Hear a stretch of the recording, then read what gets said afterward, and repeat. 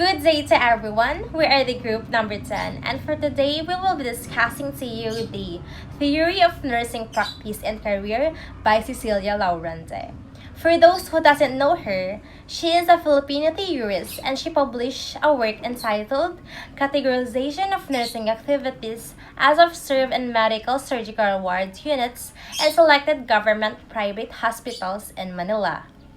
To learn more about her theory, let's go to the next slide to be presented by Miss Irene Efananya Anane.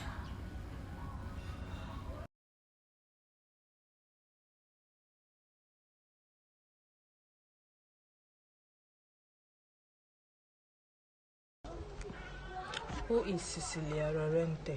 She is a Filipino nursing theorist who focuses her work primarily on helping a patient through a support system, specifically the family. She published a book entitled Characterization of Nursing Activities as Observed in Medical Surgical Ward Units in selected government and private hospitals in Manila. She is known for her theory of nursing practice.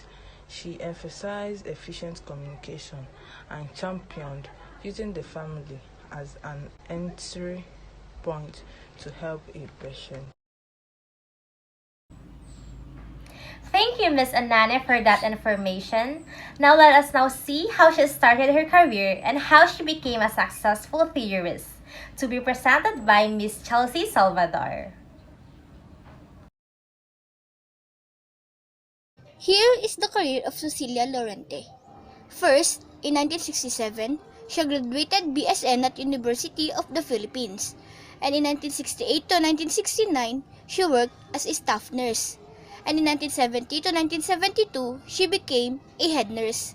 In 1973, she obtained Master of Nursing.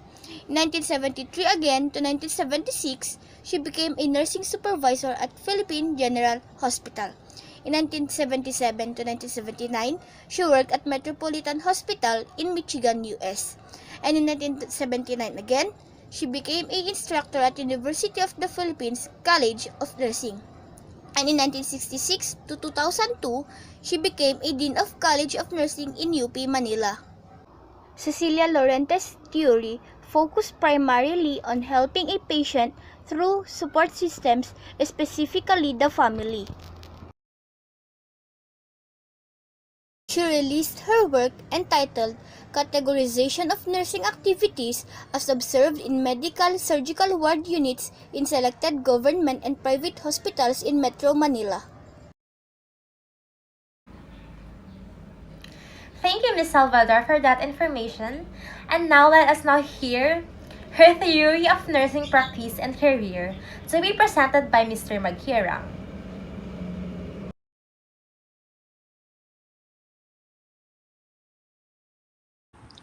Theory of Nursing Practice and Career. Her theory entitled The Categorization of Nursing Activities as Observed in Medical Surgical Ward Units in Selected Government and Private Hospitals in Metro Manila, which was conducted from January to June year 1987. In her study, she states that the other entry point of helping the patient is through the family when nurses can be great assistance to prevent at the very beginning serious complications. The nurse can help strengthen the family's term of knowledge, skills, and attitudes through effective communication, employed informative, psychotherapeutic modeling, behavioral, cognitive behavior, and or hypnotic techniques are summarized and evaluated.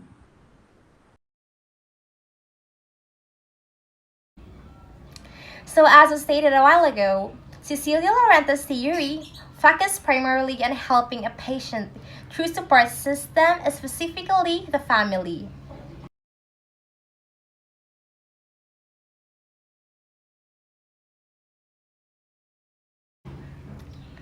Her main concept of her theory is anxiety. Anxiety is defined as a mental state of fear or nervousness about what might happen. Do you feel anxiety too every time you take the exam? Well, same with me. Now here are the nursing behavior that affects the patient's anxiety. First is presence.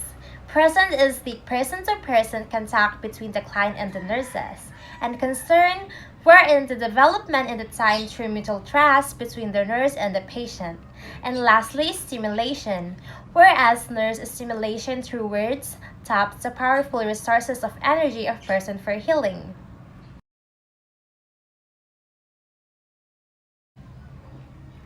Next is the enhancing and predisposing factors. But first, let us define what is predisposing factors.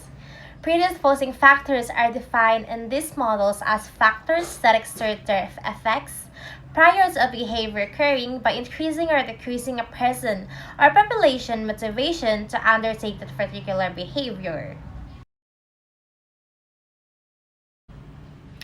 And here are the example of predisposing factors and enhancing factors. Under predisposing factors are age, sex, civil status, educational status, length of work, and experience. While on enhancing factors are one's caring experience, belief and attitude, feeling good about learning at school, what patients about the nurse, and coping mechanism to problems encountered. And lastly, communication. Communication is the key.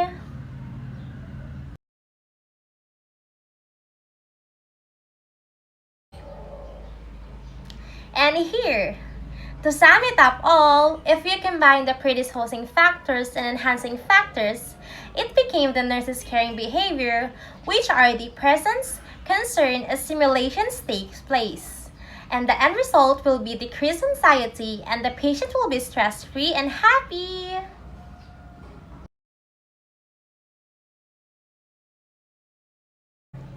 And that's it. Thank you for listening. Once again, we're at the group number 10 and being led by yours truly, Willing Jason Fernandez, and my members are Irene Efenanya Anane, Chelsea Salvador, and Carl Maghirang. I hope you learned something about our report. Thank you for listening. Bye, guys!